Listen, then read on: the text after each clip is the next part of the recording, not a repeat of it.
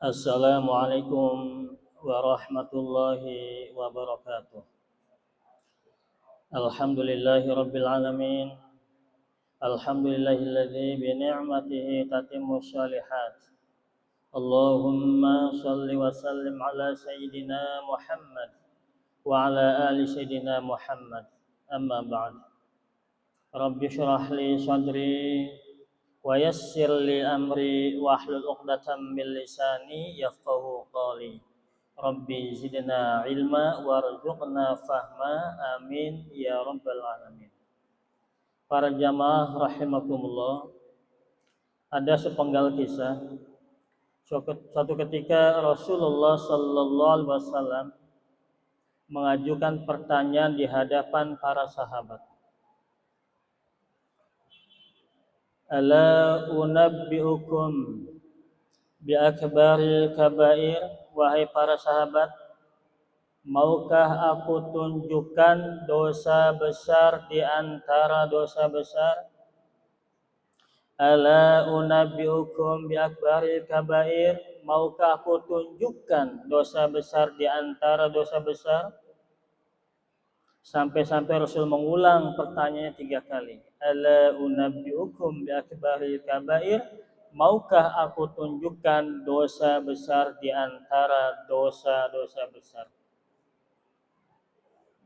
Para sahabat terdiam, bahkan berharap Rasulullah tidak melanjutkan pertanyaannya. Lalu Rasulullah menjelaskan di hadapan para sahabat, di antara dosa besar adalah yang pertama asyirku billah, menyekutukan Allah.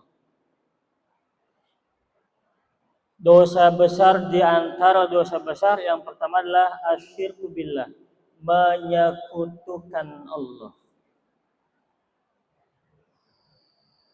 Bahkan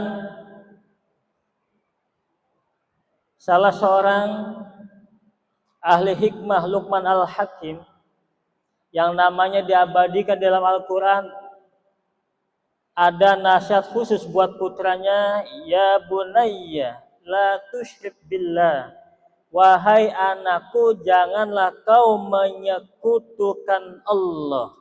Inna syirka la zulmun azim, karena sesungguhnya menyekutukan Allah adalah kezaliman yang sangat besar. Hadirin rahimakumullah, syirik itu terbagi 2. Yang pertama asyirkul jali, syirik yang terang-terangan, yaitu ketika seseorang menganggap Allah itu tidak ada. Yang kedua, orang menganggap Allah itu ada tetapi menuhankan pula selain Allah. Yang ketiga, orang yang mengakui adanya Tuhan selain Allah. Itu asyirkul jali. Orang-orang ateis, dia beranggapan bahwa alam jagat raya ini ada dengan sendirinya, tidak ada Tuhan yang menciptakan. Ini hanya fenomena alam saja. Tapi ada pula orang-orang yang menyembah selain Allah, menuhankan makhluk Allah. Di antaranya adalah agama Shinto. Di Jepang, mereka beranggapan bahwa matahari adalah Tuhan. Atau agama-agama lain yang membuat patung-patung berhala, dia ciptakan sendiri lalu dia sembah sendiri. Ada pula orang yang menyembah ciptaan Allah, menyembah gunung, menyembah laut. Jadi dia punya kewajiban memberikan sesajen kepada laut. Menyembah pohon-pohon besar yang beranggapan bahwa dia memiliki kekuatan, ada penghuni dan penunggunya. Itu adalah asyirkul jali. syirik yang terang-terangan. Tapi bagi kita kaum muslimin justru harus mewaspadai asyirkul khofi, syirik yang samar. Kenapa? Karena kita syirik tapi tidak sadar kalau kita sedang syirik kepada Allah. Contoh sederhananya adalah ketika kita sakit lalu kita berobat, minum obat ternyata sembuh, lalu ada keyakinan terbesit dalam hati, obat ini mujarab dapat menyembuhkan penyakit saya. Itu sudah menyekutukan Allah dengan obat. Asy-Syafi, Allah Maha Penyembuh, bukan obat. Ketika kita sakit, kita wajib ikhtiar berobat. Tetapi ketika kita berobat sembuh, jangan beranggapan bahwa obat itulah yang menyembuhkan kita. Atau kita beranggapan dokternya yang bagus, mampu menyembuhkan penyakit saya. Berarti dia menyekutukan Allah dengan dokter. Atau dia datang ke seorang tabib, seorang kiai, lalu dibacakanlah doa-doa di air yang jernih, air bening. Bacakan doa, lalu diminum, ternyata sembuh. Lalu beranggapan, wah, air ini dapat menyembuhkan penyakit saya. Berarti dia menyekutukan Allah dengan air. Atau bukan airnya, tapi doa kiainya yang bagus. Itu pun sama. Ketika sembuh, beranggapan doa kiainya yang hebat mampu menyembuhkan penyakit saya, berarti dia menyekutukan Allah dengan doa. Atau kiainya yang hebat, karena sangat solehnya kepada Allah, maka dia mampu menyembuhkan penyakit saya, maka dia beranggapan sang kiai lah yang menyembuhkan penyakitnya. Itu termasuk asyirkul khofi. Bahkan para hadirin, ada yang lebih samar lagi. Ketika kita beribadah, mampu ibadah wajib, mampu ibadah sunnah, mampu qiyamul lail, tapi terbesit dalam hatinya, ini karena kemampuan diri saya. Saya bisa beribadah kepada Allah, berarti menyekutukan Allah dengan dirinya sendiri. Padahal la haula wala quwata illa billah. Tidak ada daya dan upaya kita bisa beribadah kepada Allah, bisa menjauhi maksiat semata-mata illa billahil aliyyil azim, semata-mata pertolongan Allah Subhanahu wa taala. Inilah para hadirin, waspada dengan asyirkul khofi, syirik yang samar. Dosa besar yang kedua adalah uququl walidain, durhaka kepada kedua orang tua. Hati-hati para hadirin.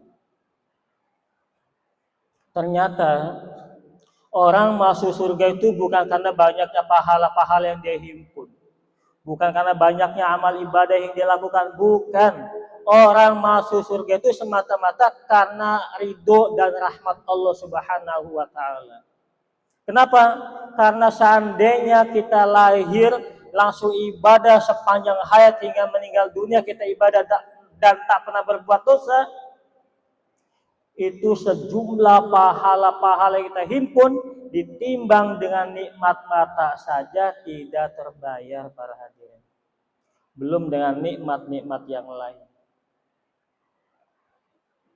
Maka orang masuk surga itu karena dapat ridho Allah Subhanahu wa taala dan dapat rahmat Allah. Dan untuk mendapatkan ridho Allah, salah satunya adalah kita harus mendapatkan ridho kedua orang tua kita. Kata Rasulullah, ridhollahi fi ridhol walidain wa sukhtullahi fi sukhtil walidain. Ridho Allah itu tergantung ridho ayah bunda kita, dan murka Allah tergantung murka ayah ibu kita. Maka kalau ingin masuk surga, gapai ridho Allah. Kalau ingin dapat ridho Allah, gapai ridho kedua orang tua kita.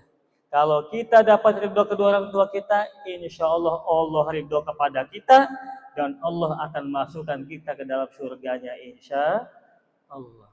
Dosa besar yang ketiga adalah qauluz zur, perkataan dusta atau kata lainnya saksi palsu. Berkata dusta itu sangat berbahaya sekali. Kenapa? Yang benar dikatakan salah, yang salah dikatakan benar. Apalagi pengakuan ini disampaikan di depan pengadilan. Maka apa yang terjadi? Orang benar di penjara, orang salah tertawa. Akibat apa? Akibat dari saksi palsu yang berkata dusta. Ini yang terjadi saat ini para hadirin. Di persidangan, di pengadilan banyak orang-orang yang suaranya dibayar sehingga dia berdusta di depan pengadilan. Bukan maju tak gentar membela yang benar, tapi maju tak gentar membela yang bayar. Ini sangat berbahaya sekali. Maka tidak sedikit orang yang benar dipenjara gara-gara perkataan dusta atau saksi palsu, dan banyak orang yang salah terbebas dari jerat hukum karena akibat dari perkataan dusta atau saksi palsu. Demikian para hadirin, mudah-mudahan kita semua terjaga dari 3 dosa besar tadi. Terjaga dari asyirku billah, menyekutukan Allah. Yang kedua, durhaka kepada kedua orang tua. Dan yang ketiga, berkata dusta atau saksi palsu. Demikian, mohon maaf lahir dan batin. Wassalamualaikum warahmatullahi wabarakatuh.